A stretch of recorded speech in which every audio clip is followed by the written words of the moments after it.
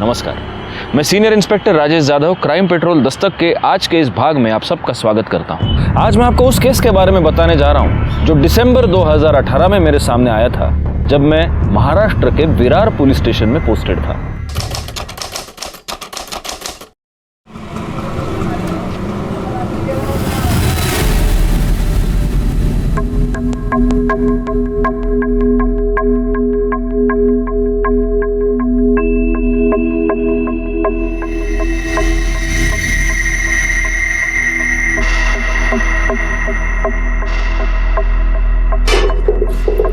चलना, जल्दी क्या कर रही है? हर रोज लेट हो जाता है, फिर वो मुकादम उधर बूम मारता है, पैसा काटता है वो। हो पुढे मी आली। चल लवकर कर।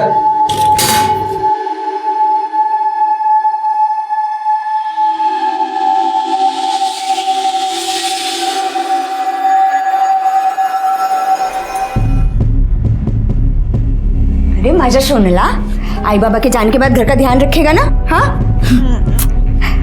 अच्छा एक काम कर, ये ले कुल्फी खा लेना। हाँ चल, मैं आती है शाम का।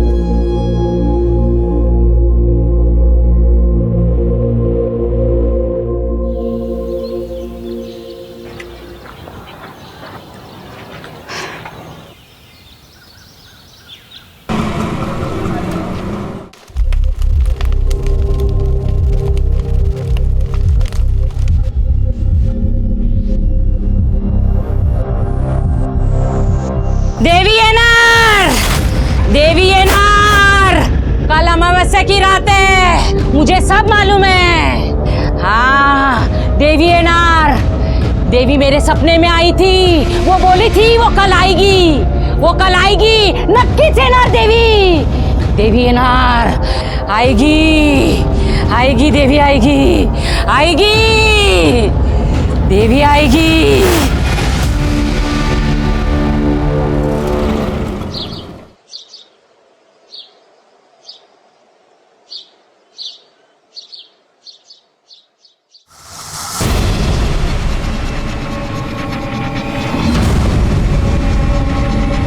अरे अवधू, ये देख क्या है, देख तो जरा। ये देखो क्या है। लगता है तेरे घर पे किसी की नजर है। पांडू बच के रहना रे, लगता है कुछ तो भी जरूर होने वाला है।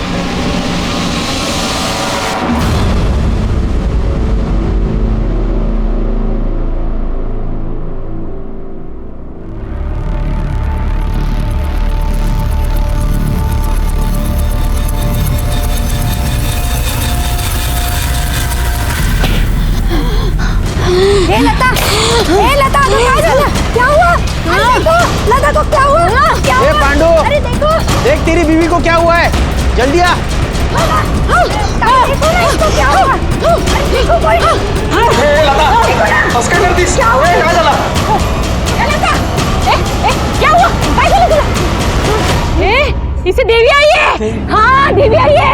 सबके पैर पड़ो इसका, पैर पड़ो। देवी आई है। हाँ देवी आई, मैंने बोला था ना देवी आई है। अरे लता, साहब मैं क्या करूँ अभी? मैं कहाँ लेके जाऊँ इसको, कैसे ठीक होगी? अरे रोना धोना बंद कर, डॉक्टर के पास लेके जाओ उसको।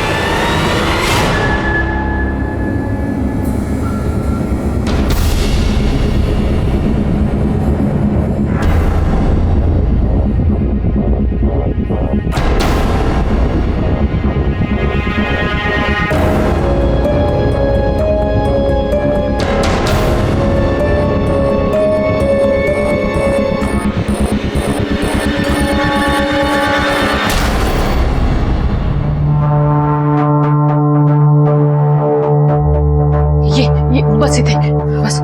तू जा, हाँ मैं देखती, तू जा। डॉक्टर साहब क्या हो गया लता को, सब ठीक है ना? लता प्रेग्नेंट है, 4 महीने हो चुके हैं। क्या?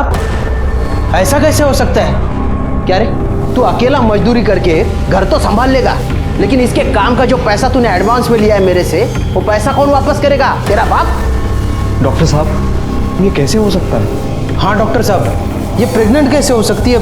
इसका तो ऑपरेशन हो चुका है। हाँ हाँ जानता हूँ, इसका यूट्रस, मेरा मतलब है इसकी बच्चेदानी मैंने ही निकाली थी। कुछ केसेस में बच्चा गर्भ के बाहर ही ठहर जाता है और 100 में से किसी एक ही औरत के साथ ऐसा होता है। देखा, मैंने बोला था ना देवी आने वाली है। देवी ने लता के गर्भ को अपना घर चुना है। ये सब कृपा और चमत्कार है, चमत्कार है ये चमत्कार नहीं है, पाप है पाप। अरे देख क्या रहा है, गिरा इस पाप को। और तू नहीं गिरा सकता है ना तो मेरे को बोल, मैं गिराता हूँ। देवी के खिलाफ जो भी जाएगा ना उसकी मौत पक्की है। हाँ, और पाप उस पर भी चढ़ेगा जिसके सामने देवी को नुकसान पहुंचा रहे हैं। अरे देवी की सेवा करो देवी की।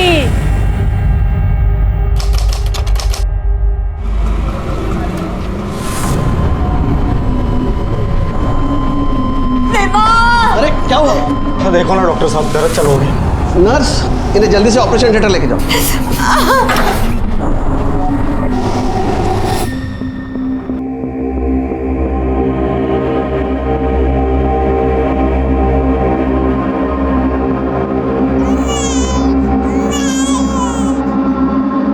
मुबारक हो, बेटी हुई है। माँ और बच्चा दोनों ठीक है। अरे पांडु, तेरे तो दिन फिर गए। तेरे घर लक्ष्मी आई है, लक्ष्मी। अब देखना ताई, पांडु कैसा तरक्की करता है।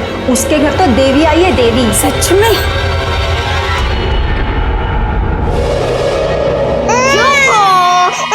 ये ले, दूध पी ले।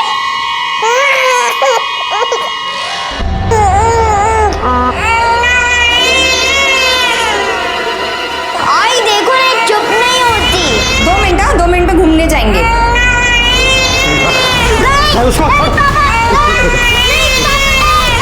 मेरा दिमाग गिर गया ना, मैं पकड़ दूंगा।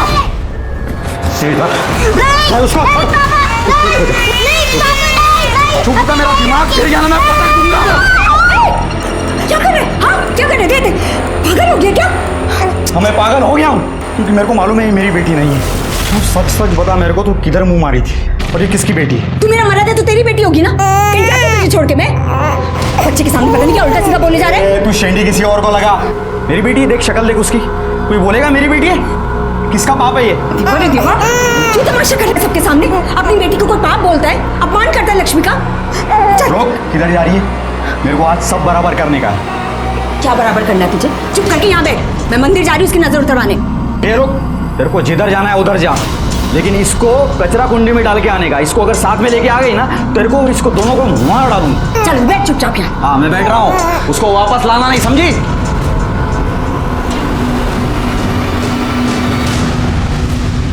साहब, मेरी बीवी को ढूंढ निकालिए साहब। वो पता नहीं कहाँ गायब हो गई साहब, घर में नहीं आई। एक मिनट, जरा शांत हो जाओ और शांति से बताओ हुआ क्या है। साहब, मेरी बीवी लता सुरवे कल अरनाला के देवी के मंदिर में गई थी साहब सुबह, और घर में वापस लौटी नहीं साहब। पता नहीं कहाँ चली गई। तो मंदिर के आसपास जहाँ ढूंढना था सब जगह ढूंढा साहब, लेकिन नहीं मिली। तुम्हारी बीवी मंदिर में अकेली गई थी, कोई था नहीं उसके साथ? वो और हमारी बच्ची थी उसके साथ। बच्ची की उम्र क्या है? अभी 10 दिन की है साहब बच्ची। उसी की नजर उतरवाने के लिए गई थी, लेकिन आई नहीं वापस। 10 दिन की बच्ची को लेकर तुम्हारी बीवी मंदिर गई थी? हाँ साहब। तो वो अकेली क्यों गई? तुम क्यों नहीं गए उसके साथ में? साहब, मेरे को काम पे जाना पड़ता है ना साहब। अभी वो बच्चा घर में है, तब से लता भी काम पे जाती नहीं, तो मुझे जाना ही पड़ता है। अगर मैं भी छुट्टी लेने लगा तो काम के वादे हो जाएंगे साहब। एकदम गरीब है साहब, रोज कमाओ रोज खाओ, ऐसा चलता है। तुम्हारे घर में तुम दोनों के अलावा कोई और है? 6 साल का बेटा है, प्रकाश नाम है उसका। बीवी की फोटो है? कामनी मैडम, इसकी रिपोर्ट लिखवा लीजिए। सब डिटेल्स कामनी मैडम को बता दें। बैकवर्ड, जरा पता कर रहा। हाँ, ये कल अपनी बच्ची को लेकर यहाँ आई थी। उसकी नजर उतारी, दर्शन किया और फिर चली गई। कुछ अंदाजा है कि यहाँ से वो गई कहाँ थी? नहीं सर, ये तो हमें नहीं मालूम। 3 महीने पहले देवी माँ ने कृपा की थी उसके ऊपर। बच्चा दानी निकालने के बाद भी पेट से थी वो। शिवांगी ताई कहती थी देवी माँ जरूर आएगी, और देवी माँ आ गई, वो भी लता के बेटी के रूप में। देवी की नजर थी लता के घर पर, इसलिए उसने लता के कोख में जन्म लिया और हमारी इस बस्ती में प्रकट हुई। लता बहुत अच्छी है मैडम, सबसे प्यार से रहती है। उसका बेटा प्रकाश, वो तो उसकी जान है, लेकिन पांडु लता की सारी कमाई छीन लेता है, फिर भी वो उसको पैसा देती है और उसके पसंद के कुल्फी खिलाती है। सारे पैसे तू ले लेता, फिर वो प्रकाश को कुर्सी के पैसे कहाँ से देती थी? पता नहीं साहब, लेकिन मैं तो कभी प्रकाश को पैसा दिया नहीं।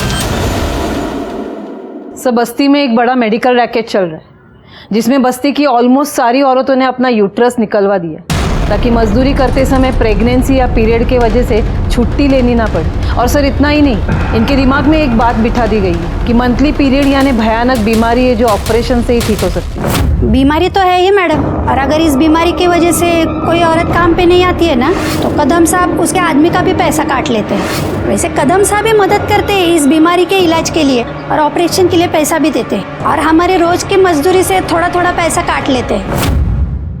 यही प्रॉब्लम है, इन लोगों के पास एजुकेशन नहीं है, इसलिए जो चाहे जिस तरह से चाहे उन्हें बेवकूफ़ बनाता है, और ये लोग इतनी आसानी से इन्हें बेवकूफ़ बनाते हैं कि हम उन्हें कुछ नहीं कर पाएंगे। एनीवे, गायकवाड़, लता के बारे में कुछ पता चला? नहीं सर, लता के बारे में एक इंटरेस्टिंग बात ये पता चली है कि उसका यूटेरस निकालने के बाद भी वो प्रेग्नेंट हो गई, और गाँव वालों का मानना है कि उस पर देवी माँ की कृपा हुई। What rubbish Gaikwad. हाँ सर, ऐसा भी हो सकता है क्योंकि उनके ऊपर देवी माँ का आशीर्वाद है। करडे, ये तुम कह रहे हो? पुलिस वाले हो ना तुम? ऐसे अंधविश्वासों पर विश्वास रखते हो तुम? पुढच्या वेळेला असं काही बोललत ना तो तुमको ही मिर्ची खिलाऊंगा मैं अभी। Sorry sir. ये विश्वास अंधविश्वास सब छोड़ो। अगर लता का यूट्रस निकाला गया था और उसके बावजूद वो प्रेग्नेंट थी, इसका मतलब कुछ है जो हमसे छुपाया जा रहा है।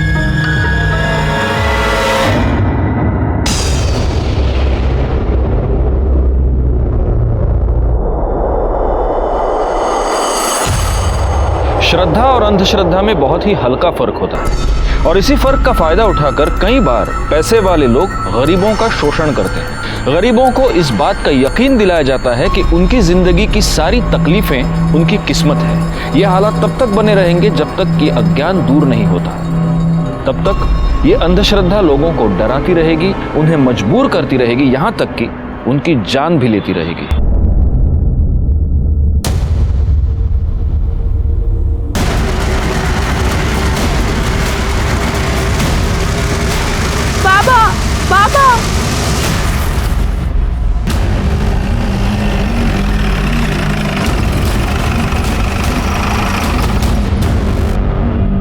हटाओ इनको, पीछे हो जाओ। सर ये तो गड़े हो, फोटो दिखा ना सर। लता सुरवे, लेकिन इसके साथ तो इसकी बच्ची भी थी। करडे, ढूंढो जरा आसपास। सर। सर गले पे निशान है। सर गले के निशान से तो ये क्लियर है कि गला घोट के मारा गया। इसकी हालत देखकर लग रहा है कि इसका मर्डर कल ही हुआ है। करडे, पूरा एरिया चेक किया सर, बच्ची कहीं नहीं मिली। मुझे ऐसा लगता है कि इसका मर्डर बच्चे के लिए ही हुआ। कोई इसे मारकर बच्ची को ले गए। गायकवाड़, किसी को भेजकर पांडु को बुलाओ। पवार,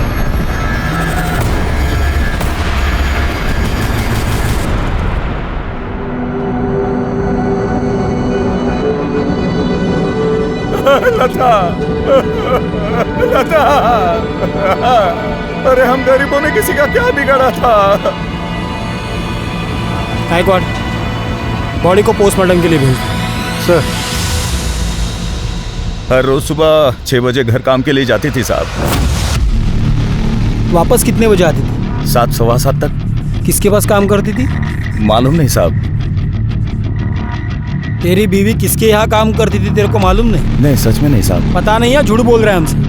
मैं झूठ क्यों बोलूंगा साहब? क्योंकि हो सकता है तूने ही तेरी बीवी का मर्डर किया हो। चल बोल, बच्ची कहाँ है बोल। साहब, मैंने ऐसा कुछ नहीं किया साहब।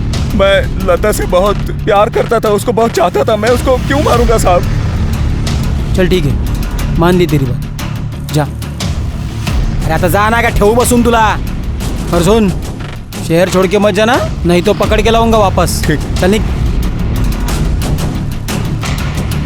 गायकवाड़, अगर ये सच कह रहा है तो इसकी बीवी सुबह 1 घंटा किसी के पास काम करती थी। अब कैसे पता करे कि किसके यहाँ काम करती थी? सर एक आइडिया, मैं घर फोन करके ट्राई करता हूँ, शायद आइडिया कम कर जाए। घर? हाँ सर, ट्राई करता हूँ।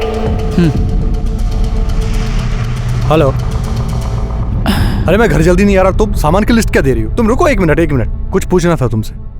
अब हमारे घर में जो मेड आती है वो अपने घर काम के लिए कितना वक्त लेती है? मतलब झाड़ू पोछा बर्तन वगैरह। अरे सवाल का जवाब दो तुम। अरे तुम पुलिस वाले की बीवी हो तो क्या सवाल पे सवाल करोगी? हाँ हाँ तुम हाँ हाँ ठीक है। अरे यार तुम सामान की लिस्ट बाद में देना, मैं करता हूँ बाद में। सर, घर काम के लिए तकरीबन 40 से 50 मिनट लगते हैं। लता सुबह 6 बजे जाती थी और करीब 7:15 को वापस आती थी, मतलब सवा घंटा। अगर 20 मिनट उसे आने जाने में लगते हैं, मतलब वन वे 10 मिनट लगते हैं। मतलब जहाँ कहीं भी वो काम करती थी उसके घर से 10 मिनट के रेडियस पे होने चाहिए। वाह गायकवाड़, बीवी की डांट खाकर तुमने थेरी बड़ी अच्छी बनाई। चलो आप एक काम करो, लता की फोटो लो और जिस बस्ती में वो रहती थी उसके आसपास पूछताछ करो कि वो किसके पास काम करती थी। एक और बात, डॉक्टर प्रधान से भी पूछताछ करो। अगर उसने बाकी की औरतों का यूट्रस निकाला तो फिर उसने लता का यूट्रस क्यों नहीं निकाला? जी हाँ, मैंने लता का यूट्रस नहीं निकाला था। क्यों? क्योंकि वो नहीं चाहती थी कि उसका यूट्रस निकाला जाए। बाकी सब खुद आई थी मेरे पास यूट्रस निकलवाने। उन सब की एनओसी मेरे रिकॉर्ड में है, आप चाहे तो चेक कर सकते हैं। फिर आप ये ऐसे कैसे कह सकते कि मैंने उन्हें कुछ फोर्स किया है या तो कुछ इलीगल किया है? इलीगल नहीं, लेकिन आपने गलत किया है और ये आप भी जानते हैं। कदम इन औरतों को बेवकूफ़ बनाकर उनके यूट्रस निकलवाता था और आपको 20,000 रुपये मिलते थे पर यूट्रस। तो एक बात बताइए डॉक्टर प्रधान, जब लता की बारी आई तब आपने उसका यूट्रस क्यों नहीं निकाला? क्योंकि मुझे यूट्रस नहीं निकालने के लिए 40,000 मिले थे। 20,000 कदम ने दिए थे यूट्रस निकालने के लिए और नहीं निकालने के लिए 20,000 लता ने दिए थे। लता ने मुझसे रिक्वेस्ट की थी कि मैं सबको झूठ बोल दूं कि मैंने उसका यूट्रस निकाल दिया है। फिर जब वो प्रेग्नेंट हुई तो उसने मुझसे हेल्प मांगी क्योंकि वो बच्चा रखना चाहती थी। तो मैंने सबको बोल दिया कि बाबा एक आध रेयर केस में ऐसा हो जाता है कि यूट्रस के बिना भी बच्चा हो सकता है। उसको तो मैंने मदद ही की सर। इस डॉक्टर प्रधान की दरियादिली की दो वजहें हो सकती है। या तो ये सचमुच लता की मदद करना चाहता था या फिर ये जो कह रहा है कि उसको कदम और लता दोनों से पैसे मिले थे। अब सवाल ये है कि लता के पास इसको देने के लिए इतने पैसे आए कहाँ से? एक गरीब मजदूर औरत को इतने पैसे देगा? शायद वो जिसे उसके यूट्रस की ज़रूरत हो। सर एक सेकेंड, आपका मतलब है सरोगेट मदर? एग्जैक्टली। पांडु के मुताबिक लता सिर्फ 2 जगहों पर काम करती थी, उस कंस्ट्रक्शन साइट पर और किसी के यहाँ घर काम करती थी। तो हो सकता है कि ये पैसे जिसने भी दिए हो वो इन्हीं 2 जगहों में से किसी एक पर दिया। अब हमें पता ये करना होगा कि वो किसके यहाँ घर काम करती थी।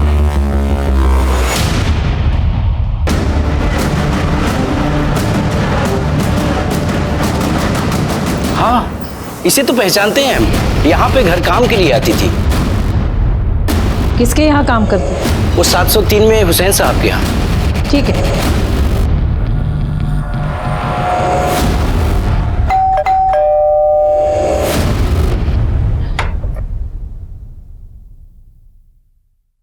जी कहिए, ये आपके यहाँ काम करती थी?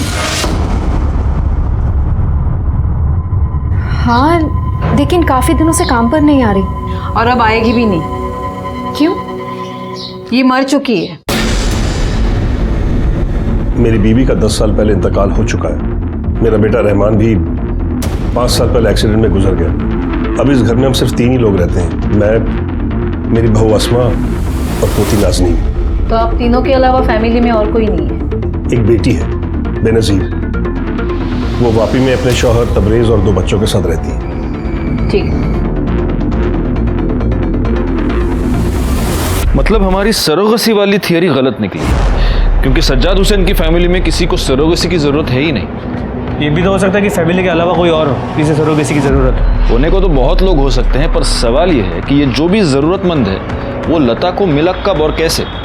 क्योंकि अगर सुबह का 1 घंटा छोड़ो तो लता पूरा का पूरा दिन उस कंस्ट्रक्शन साइट पर हुआ करती थी। Excuse me. हेलो, ठीक है सर, मैं अरनाला के देवी मंदिर में अभी जाना होगा।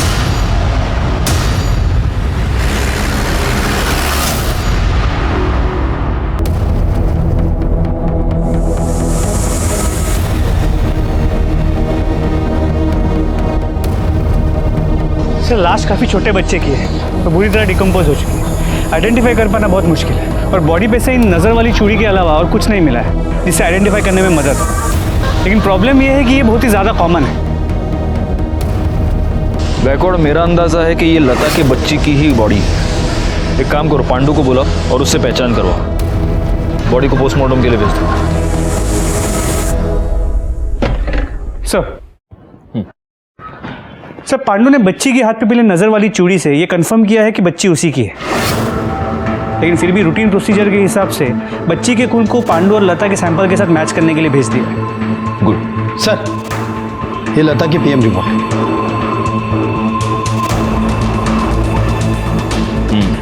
गायकवाड़, जैसा कि हमें शक था, लता की मौत गला दबाने की वजह से हुई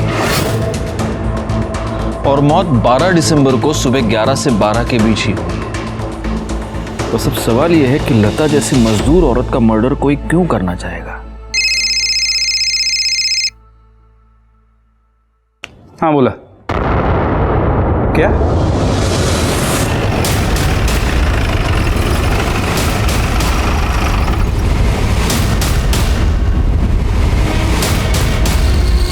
तो बटिए पीछे।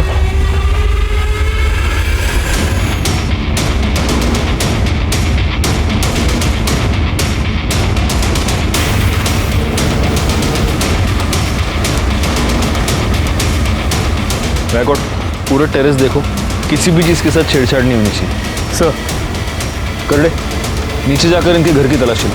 सर, बॉडी को सबसे पहले किसने देखा? सर, कल रात को 9:30 बजे तक जब अस्मा और नाज़नीन शॉपिंग करके घर ऑफिस नहीं पहुंचे तो मैं लाइट्स ऑफ करके सोने चला गया। सर, इससे पहले कई बार ऐसा हो चुका है कि अगर ये लेट हो जाते हैं रात को लौटने में तो अपनी चाबी से दरवाज़ा खोल लेते। फिर सर सुबह जब मैं उठा और किचन में अपनी चाय बनाने के लिए गया तो देखा रात का खाना ऐसे ही पड़ा था। मैं इनको बेडरूम में देखने गया, वहाँ ये दोनों थे ही नहीं। सर, पूरे घर में कहीं नहीं थे। फिर मैं छत पे आया तो दोनों को खून में लथपथ हुए देखा।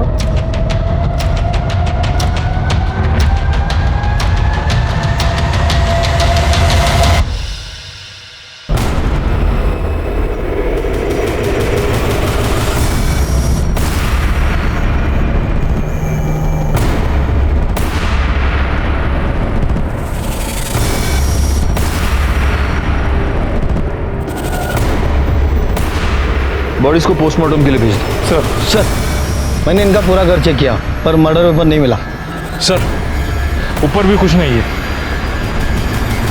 अगर इस बिल्डिंग में सीसीटीवी कैमरा होता तो हमें ये पता चल पाता कि अस्मा एग्जैक्टली कितने बजे घर आई थी और उसके पीछे लेट नाइट कोई और आया था क्या। मुझे ऐसा लगता है कि ये दोनों केसेस आपस में कनेक्टेड है। लता सुरवे के मर्डर के बारे में अस्मा को कुछ पता होगा और इसीलिए अस्मा का मर्डर हुआ है। और हो सकता है कि उसकी बेटी ने उसकी माँ का मर्डर होते हुए देख लिया, इसलिए फिर बेटी को भी किसी ने मार दी। एक काम करो गायकवाड़, अस्मा का बैकग्राउंड चेक करो और उसके कॉल डिटेल्स निकालो, शायद उससे कुछ क्लू मिल जाए। हो सर, लेकिन सर मुझे सज्जाद की कहानी थोड़ी अटपटी लगी। इन दोनों को इतनी बेरहमी से मारा गया और उसने रात को किसी की चीख पुकार तक नहीं सुनी। बिल्डिंग के वॉचमैन से पूछताछ करो, शायद उसने कुछ देखा हो सर।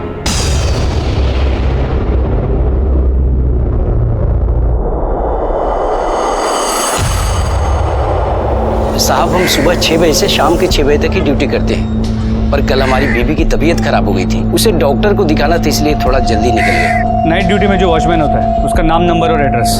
1 मिनट साहब, ये लीजिए सर। वाह, लिखूंगा। ये सज्जाद हुसैन और उसकी फैमिली, इनके बारे में कुछ बता सकते हो? अब क्या बताएं साहब, बहुत ही लिच्चर लोग हैं। और हुसैन साहब कसरत के नाम पर छत के एक हिस्से को जबरदस्ती कब्जा किए हुए हैं। और उनकी बहू यहाँ से तो बुर्के में जाती थी साहब, पर ऐसा सुना है कि बाहर जाके छोटे छोटे कपड़े पहनती थी। वो किसी ब्यूटी पार्लर में काम करती है साहब, जहाँ पे मर्द और औरत सब आते हैं। पार्लर का नाम क्या है? आप बता सकते हैं हुसैन फैमिली के यहाँ कौन कौन आता जाता है? ज़्यादा तो किसी को आते जाते नहीं देखा, पर हाँ रिश्तेदार ही आते जाते थे और उनकी बेटी और दामाद अक्सर आया जाया करते थे। मैडम जी, बेनज़ीर को आते जाते ना भी देखो ना तो भी पता चल ही जाता है। जब वो आती है ना तो उसके घर में झगड़ा जरूर होता है और इतनी जोर जोर से चिल्लाती है ना कि पूरी बिल्डिंग में उसकी आवाज़ गूंजती है। कल नाइट ड्यूटी पे तुम ही थे ना? ये हुसैन के घर किसी को आते जाते हुए देखा था? नहीं साहब, बिल्डिंग में रहने वाले लोग ही अंदर बाहर हो रहे थे, बाहर का तो ऐसा कोई आया नहीं।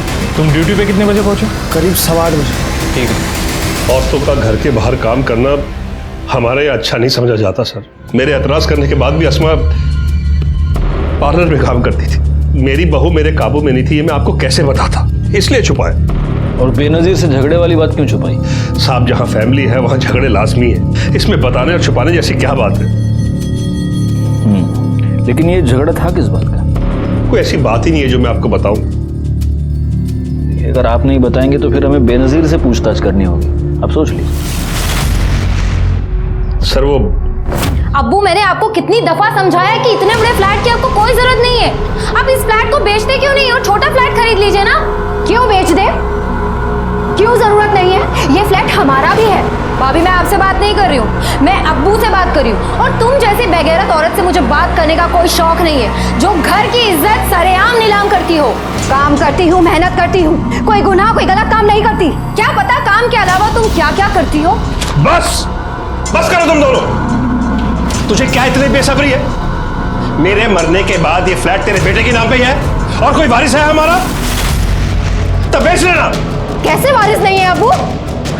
ये है ना नाज़नीन, आपके बेटे की आखिरी निशानी, तो ये फ्लैट भी उसी का होगा ना। वाह भाभी वाह, अपनी रंगरलियों के साथ साथ आप कम्युनिटी के कायदे कानून भी भूल गई। आपको पता नहीं कि जायदाद लड़कों के नाम होती है, लड़कियों के नहीं। अपने पास रखो अपने कायदे कानून। मेरे होते हुए नाज़नीन से उसका हक कोई नहीं छीन सकता। बकवास बंद कर वरना। गायकवाड़, आसमा के केस में प्राइम सस्पेक्ट तो घर वाले ही हैं, लेकिन बाकी की पॉसिबिलिटीज को रूल आउट नहीं कर सकते। 5 साल पहले उसका पति मर चुका है, पार्लर में काम करती थी, हो सकता है उसका कोई अफेयर रहा हो। एक काम करो, जिस पार्लर में वो काम करती थी वहां पर पूछताछ करो, शायद वहां कोई क्लू मिल जाए। हो सर। आसमा के अफेयर के बारे में तो मालूम नहीं, लेकिन अपने काम में बहुत अच्छी थी, बहुत हार्ड वर्किंग। सर वो यहाँ काम करती है ना, उसने अपने घर पे नहीं बताया था, हमें भी उस दिन पता चला जब उसके फादर इन लॉ यहाँ आए और उन्होंने तमाशा किया। बेलिहाज लड़की, खुदा का खौफ नहीं है तुझे? हाँ, जो ये नापाक हरकतें कर रही है तू, गैर मत को चोरी है, और ये छोटे छोटे कपड़े पहन के घूम रही है तू। ले पकड़। वो अभी क्या करें, प्लीज यहाँ से जाएं। अरे आसमा क्या हुआ, क्या चल रही है? ये चादर लपेट और अभी इसी वक्त मेरे साथ घर चल। मैं आपके साथ कहीं नहीं जाऊंगी अब्बू, क्योंकि मैं जानती हूँ मैं जो कर रही हूँ सही कर रही हूँ, और खुदा सिर्फ आपका नहीं, वो मेरी भी नीयत समझेगा। सर आप शोर मत बचाइए और चलिए। नहीं चलेगी तू? प्लीज आप जाएं यहाँ से। अस्मा तू ठीक नहीं कर रही। चलिए सर, इसकी तुझे कीमत चुकानी पड़ेगी। चलिए सर। तो इतना सब कुछ हो जाने के बाद भी तुमने उसे जॉब से नहीं निकाला? सर मैंने उसे जॉब से इसलिए नहीं निकाला क्योंकि उसे जॉब की बहुत ज़रूरत है, और जितनी उसे जॉब की ज़रूरत थी उतनी सैलून को भी उसकी ज़रूरत है। सर वो हमारे स्टाफ ऑफ सारे क्लाइंट उसी को पसंद करते थे। हाँ मैं वहाँ गया था, और आप लोगों को इसलिए नहीं बताया क्योंकि मैं खुद अपनी इज्जत का जनाजा नहीं निकालना चाहता था। आपने उसे धमकी भी दी थी कि उसे कीमत चुकानी पड़ेगी। हाँ तो चुकाई ना उसने कीमत। ये जो कुछ भी हुआ अल्लाह की मर्जी थी साहब, उन्होंने उसको उसके किए की सजा दी। कहीं ऐसा तो नहीं कि अल्लाह की आड़ में तुम ही ने ये 2 मर्डर्स कर दिए? ये आप क्या कह रहे हैं साहब? आप अभी जा सकते हैं। जी। और अल्लाह से दुआ कीजिए कि आसमा का कातिल जल्द से जल्द पकड़ा जाए। जी। गायकवाड़, ये हमारा प्राइम सस्पेक्ट है, इसकी पूरी हिस्ट्री निकालो और प्लेन क्लोज में अपने 2 बंदे इसके घर के बाहर लगा दो। और हाँ, उस बेनजीर को बुला पूछताछ के लिए। सर, छोटी बच्ची की पीएम रिपोर्ट।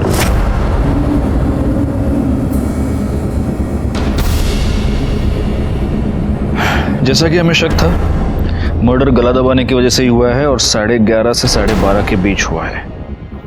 गायकवाड़, ये बच्ची पैदाइशी अंधी थी। ब्लड रिपोर्ट के मुताबिक तो ये लता और पांडु की बच्ची थी ही नहीं। मतलब हमारे सरोगेट मदर वाली थियरी सही है। यस। अब अगर लता सरोगेट मदर थी तो इसका मतलब लता को इस सरोगेसी के पैसे मिले होंगे। ये पता करो कि उसका कोई बैंक अकाउंट है क्या, और अगर था तो उसमें कब और कहां से पैसा आया। आसपास के जितने भी IVF सेंटर्स हैं वहां पर पूछताछ करो, क्योंकि अगर उसने सरोगेसी करवाई है तो वो इनमें से किसी एक सेंटर पर जरूर गई होगी। जी सर। इस पूरी इंफॉर्मेशन के साथ हमें यह भी पता करना होगा कि ये लता आखिर औरत कैसी थी, और मैं जानता हूं इसकी सही जानकारी हमें कौन दे सकता है।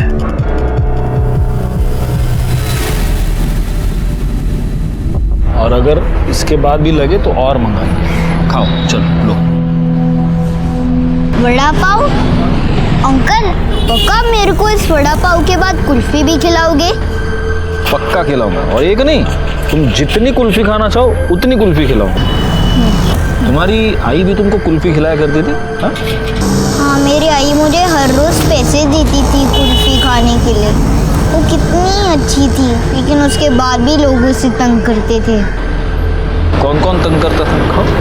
शिवांगी ताई, मैंने उस दिन देखा था, मेरी आई उसके पैर पड़ रही थी, वो आई से पैसे ले रही थी।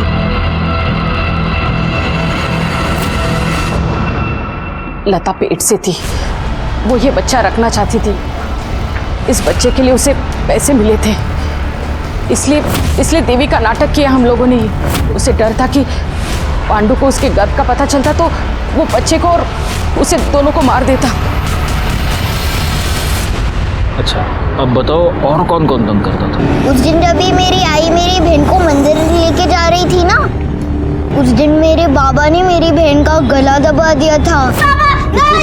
चुप हो जा, मेरा दिमाग फिर गया ना। और मेरे बाबा मेरी आई पर इतना गुस्सा थे कि उन्होंने उन्हें कहा, इसको कचरा कुंडी में डाल के आने का। इसको अगर साथ में लेके आ गई ना, तेरे को और इसको दोनों को मार डालूंगा।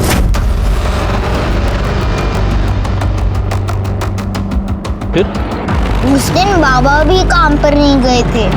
उस दिन अगर तुम्हारे बाबा काम पर नहीं गए तो कहाँ गए? मालूम नहीं, पर उस दिन जब ये आई मंदिर गई थी ना, तभी बाबा भी उनके पीछे गए थे। प्रकाश से मिली इन्फॉर्मेशन ने हमारी इन्वेस्टिगेशन को एक नई दिशा दे दी। हमें यह पता चल गया कि पहले 4 महीने तक लता ने अपनी प्रेगनेंसी पांडु से छिपाई रखी। प्रकाश और शिवांगी से मिली इन्फॉर्मेशन के बाद हमने पांडु को कन्फ्रंट किया, और तब जो सच सामने आया वो हैरान कर देने वाला था।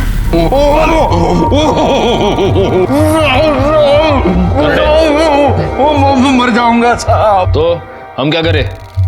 देख, अगर मिर्ची नहीं खानी है ना तो सच सच बोल, क्योंकि हम जान गए कि अभी तक तुमसे झूठ बोल रहा था। उस दिन तू काम पे नहीं गया था। जब तेरी बीवी बच्ची को लेके मंदिर गई तो तू उसके पीछे पीछे गया था, है ना? बोल। मेरे को मालूम था साहब वो मेरी बच्ची नहीं है, इसलिए मैं लता पे बहुत भड़का। हमारा झगड़ा भी हुआ था। जब वो बच्ची को लेके मंदिर की तरफ निकली तो मैंने साइकिल से उसका पीछा किया। जैसे मैं मंदिर पहुंचा तो मैंने देखा कि मंदिर के बाहर एक काला सा बड़ा गाड़ी खड़ा है। लता बच्ची को लेके उस गाड़ी में बैठी और गाड़ी चल पड़ी साहब। तो गाड़ी विरार में एक बैंक के सामने जाके रुका। जब गाड़ी रुकी तो बच्ची को गाड़ी में ही छोड़ के लता गाड़ी से बाहर निकली और सामने वाले बैंक में घुस गई साहब। फिर मैं उसके पीछे पीछे बैंक में गया, और जब मैं अंदर गया तो मैंने देखा कि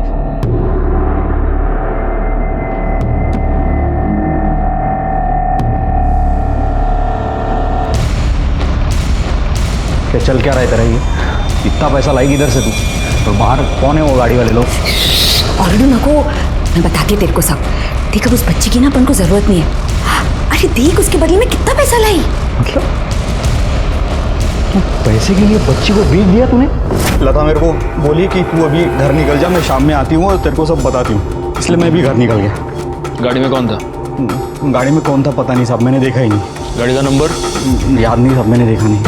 बोल रहा है? नहीं साहब, अगर आपको चाहिए तो मैं विरार वाला बैंक आपको दिखा सकता हूँ। सर, आसमा और नाज़नीन की पोस्टमार्टम रिपोर्ट के मुताबिक उनके सर पे किसी भारी चीज से वार किया गया, और मौत की वजह भी हेड इंजरी है। मौत का वक्त शाम 7 और 8 के बीच का है।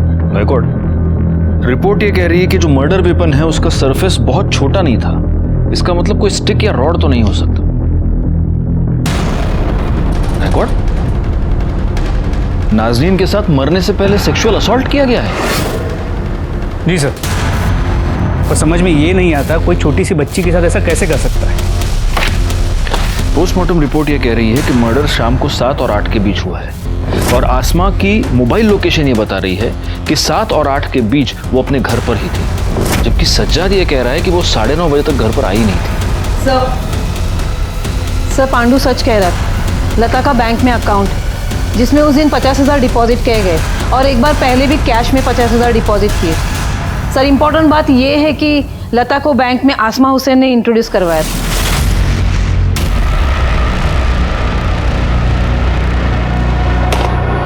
इसका मतलब ये दोनों केसेस आपस में कनेक्टेड हो सकते हैं और लता के बैंक अकाउंट में ट्रांसफर किया गया ये पैसा उसकी सरोगेसी की फीस हो सकती है। एक काम करो, बैंक और मंदिर के आसपास जहां से हमें लता और उसकी बच्ची की डेड बॉडी मिली, वहां आसपास जितने भी कॉमन मोबाइल्स एक्टिव थे उन सबकी एक लिस्ट बनाओ और आसमा के कॉल रिकॉर्ड के साथ मैच करके देखो। हो सकता है इनमें कोई कॉमन नंबर निकले। ये हो सकता है कि आसमा उस सरोगेसी वाले कपल को जानती हो या ये भी हो सकता है कि आसमा ने ही ये डील फिक्स करवाई हो। और आसमा के मर्डर के पीछे की वजह भी यही हो। सर, मैं सज्जाद हुसैन के घर पे बॉडी क्लेम पेपर पे साइन लेने गया था। डोरबेल बजाई और वेट कर रहा था, तभी मुझे शू रैक के पीछे एक लाइट ब्लिंक करती हुई दिखी। सर मैंने सज्जाद से साइन ले ली, उसके बाद शू रैक के पीछे देखा तो ये कवर में मोबाइल मिला। इस मोबाइल में सिम कार्ड नहीं है लेकिन काफ़ी कुछ चीज़ें हैं। देखिए सर।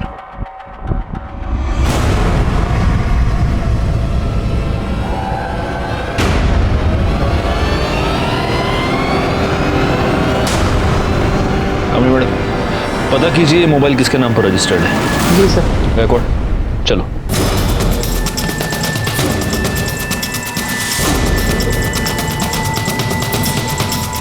सर आप ये बेवजह मुझे परेशान करने क्यों आ जाते हैं?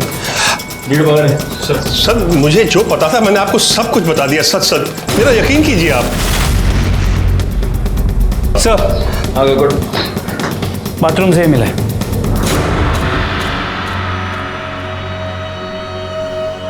आप तो कह रहे हैं कि आपने हमसे कुछ नहीं छुपाया। आपने हमको ये नहीं बताया कि आपने आपकी बहू की बाथरूम में ये स्पाई कैम लगा कर रखा है, जो स्पाई कैम आपके घर के वाईफाई से कनेक्टेड है और इस स्पाई कैम पर आप अपनी बहू के वीडियोस बनाते थे। आपने हमसे ये भी झूठ बोला कि मर्डर वाले दिन 9:30 बजे तक आसमा और नाज़रीन घर पर नहीं आए थे, जबकि उनका मर्डर शाम को 7 और 8 के बीच हुआ है। मर्डर से पहले नाज़रीन पर रेप किया गया है। मेरे ख्याल से इतनी वजह काफी है आपको परेशान करने के लिए। इन सारी बातों का मुझे कोई इल्म नहीं है। ये स्पाई कैम तुम्हारे घर के वाईफाई से कनेक्टेड क्यों है? वो फोन किसका है? सारी शर्म तो उसने बेच खाई थी। उसके किसी यार की हरकत होगी वो। तो आपको कुछ नहीं पता? मैंने आपको सब सच सच बता दिया है। तब तो आप ये भी नहीं जानते होंगे कि आप ही के बैंक में आसमा ने लता का अकाउंट खुलवाया था। सर यकीन कीजिए मुझे बिल्कुल नहीं पता इस बारे में। गायकवाड़, इसको उठाकर अंदर ले चलो और तब तक बिठा कर रखना जब तक इसको सब याद नहीं आ जाता। सर प्लीज सर मेरी बात तो सुनिए सर। सर पता चल गया है मोबाइल किसके नाम पे रजिस्टर्ड। किसके? सर ये फ़ोन मेरा नहीं है। हाँ मैं मानती हूँ कि मैंने अपने अब्बू को मजबूर किया था वो फ्लैट बेचने के लिए, और मैं आसमा से नफरत भी करती थी, मगर उसके लिए मैं इतनी गिरी हुई हरकत नहीं करूँगी सर। वापी के शॉपकीपर के रिकॉर्ड्स में ये फोन तुम्हारे नाम पर और तुम्हारे एड्रेस पर रजिस्टर्ड है। यही फोन बाथरूम के स्पाई कैम से कनेक्टेड था। इसका मतलब साफ है, तुम अपनी भाभी की अश्लील वीडियो बनाकर उसे ब्लैकमेल कर रही थी कि फ्लैट के ऊपर से अपना क्लेम वो छोड़ दे, वरना तुम ये वीडियोस वायरल कर दोगी। खुदा कसम सर मैं सच बोल रही हूँ, ये फ़ोन मेरा नहीं है। तो फिर ये फोन तुम्हारे नाम पर रजिस्टर्ड क्यों है? पता नहीं सर, मुझे लगता है कि कोई मुझे फंसाना चाहता है। मेरे डॉक्यूमेंट चोरी करके उन्होंने फ़ोन खरीदा होगा। और आपके पास कोई सबूत है कि ये फ़ोन मैंने खुद जाके दुकान से खरीदा है? सर जिस दिन लता और बच्ची का मर्डर हुआ था उस दिन ये 2 नंबर मर्डर स्पॉट और बैंक के बाहर एक्टिव थे। पता करो ये दोनों नंबर्स किसके हैं। Yes sir. और आसमा के कॉल डिटेल्स और मोबाइल लोकेशन के साथ मैच करके देखो। Yes sir. सज्जाद के टेरेस पर मिले सामान की जो लिस्ट है उसमें एक डंबल का जिक्र है। जी सर, मैंने देखा भी था। हाँ, लेकिन उसके घर में जो सामान मिला था उस लिस्ट में कहीं भी दूसरे डंबल का जिक्र नहीं है। एक ही डंबल था। कहीं ऐसा तो नहीं कि दूसरा डंबल ही मर्डर वेपन है और फिर उसको गायब कर दिया गया?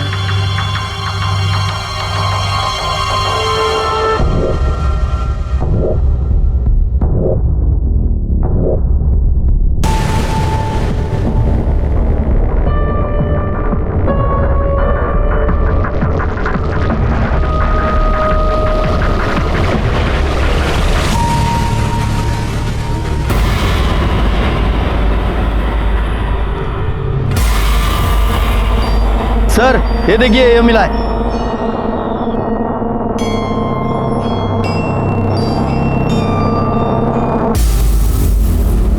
इस डंबल को फॉरेंसिक के लिए भेज दो और उनसे जल्द से जल्द फिंगरप्रिंट रिपोर्ट मंगवाओ। सर।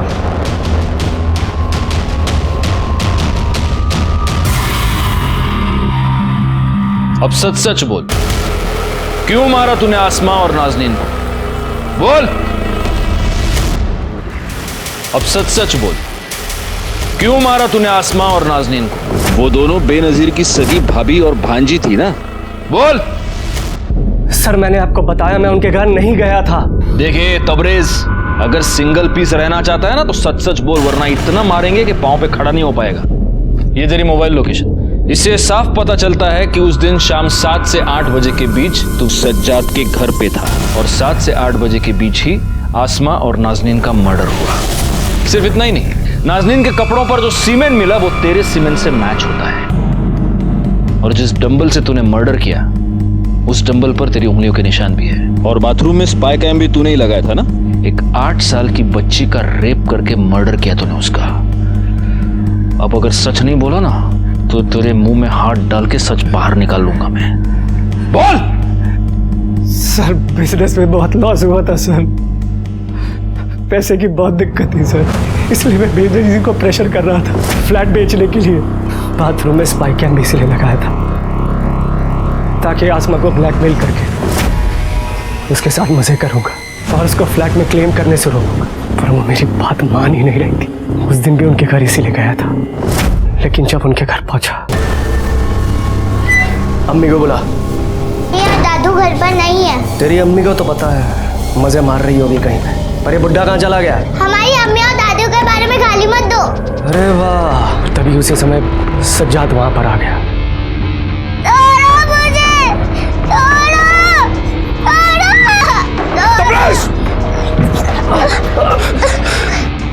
ये सब देखा उसने तो बहुत मारा मुझे और छत पे ले गया। बेगैरत इंसान, नालायक।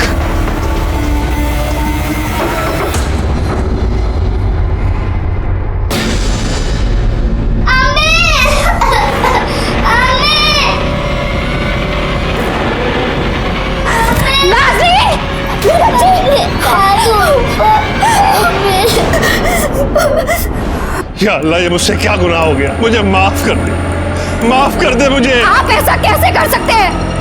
आपकी इंसानियत बिल्कुल खत्म हो गई जो आपने बच्ची। ये गंदी हरकत इस वैशी दरिंदे ने की है इसने। ए बुड्ढे, अगर किसी को बोला तेरी बेटी को तलाक दे दूंगा। फिर मैंने डंबल पानी की टंकी में फेंक दिया। मुझे लगा वहां से कौन ढूंढ पाएगा। आसमा का मर्डर और नाजनीन पर रेप और मर्डर करने के जुर्म में मैं तुम्हें अरेस्ट करता हूं।